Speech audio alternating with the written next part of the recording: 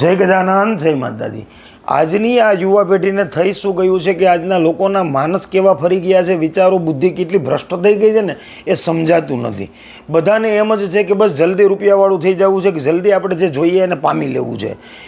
દિવસમાં લગભગ 8 થી 10 એવા કોલ આવતા હશે કે દાદા તમે વસીકરણ કરો છો, દાદા તમે આમ કરો છો, દાદા તમે લવ પ્રોબ્લેમનું કામ કરો છો। ભલા માણસ, અમે બ્રાહ્મણ છીએ। બ્રાહ્મણ છે એ ધર્મનો સ્તંભ છે। બ્રાહ્મણની ફરજ છે લોકોને સત્ય રાહ તરફ, સત્ય માર્ગ તરફ લઈ જવાનું। બ્રાહ્મણની ફરજ એ છે કે લોકોને સાચું જ્ઞાન આપવાનું।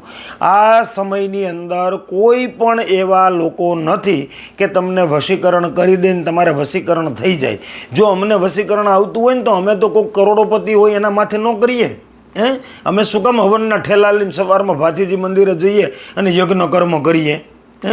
કર્મ કર્યા વગર કંઈ મળવાનું નથી, પણ એ કર્મની અંદર ધર્મ હોવું જોઈએ।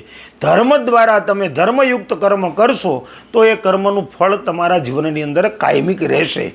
માટે કોઈ પણ તમને એવું કહે કે હું વશીકરણ કરી દઉં છું, હું આમ કરી દઉં છું, તમને આટલી કલાકમાં આમ થઈ જાય, આટલા દિવસમાં આમ થઈ જાય, તો એ બધા જ તમને ડરાવવાવાળા લોકો, તમને લૂંટવાવાળા લોકો છે। એનાથી તમારે સાવધાન રહેવાની જરૂર છે। ધર્મના નામે ધન કોને કમાવવું પડે? કે જેના પોતાની અંદર તપોબળ ન હોય, પોતાની અંદર બ્રહ્મત્વ ન હોય, કે પોતાની અંદર ભગવદ પ્રત્યેની ભાવના ન હોય, એને ધર્મને વચ્ચે રાખી અને લોકોને લૂંટવા પડે। પણ જે બ્રાહ્મણમાં બ્રહ્મત્વ છે, જે વ્યક્તિ કર્મનિષ્ઠ છે, જેની પાસે કંઈ પણ સાધનાની શક્તિઓ છે, એને ક્યારેય પણ ખોટું બોલીને એક પણ રૂપિયો એના ઘરની અંદર લાવવાની જરૂર નથી પડતી। તો તમને કોઈ પણ એમ કે હું આમ કરી દઈ કે તેમ કરી દઈ તો એ ક્યારેય થવાનું નથી। તમારા પૈસા પાણીમાં જવાના છે। મને રોજે 8 થી 10 કોલ એવા આવે છે વશીકરણના અને લવ પ્રોબ્લેમના। તો હું આજે ક્લિયર તમને કહી દઉં, અમે બ્રાહ્મણ છીએ, અમે વશીકરણના એવા કોઈ કામ કરતા નથી, અમને એવું કંઈ આવડતું નથી। અમે કેવલ ધર્મ અને શાસ્ત્રનો ઉપદેશ દઈએ છીએ। લવ પ્રોબ્લેમવાળાનું પણ અમે કોઈ કામ કરતા નથી। હા, તમારા જન્મકુંડળીની અંદર પ્રેમ લગ્ન છે કે નહીં, તમે જે વ્યક્તિને પ્રેમ કરો છો એ તમને મળશે કે નહીં, એ અમે તમને જોઈ આપીએ ખરા તમારી જન્મકુંડળી પ્રમાણે।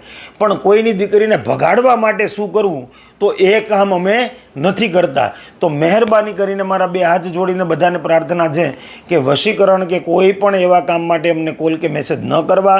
લવ પ્રોબ્લેમ માટે પણ અમને કોઈ પણ કોલ કે મેસેજ ના કરવા। જય ગજાનંદ, જય માતાજી।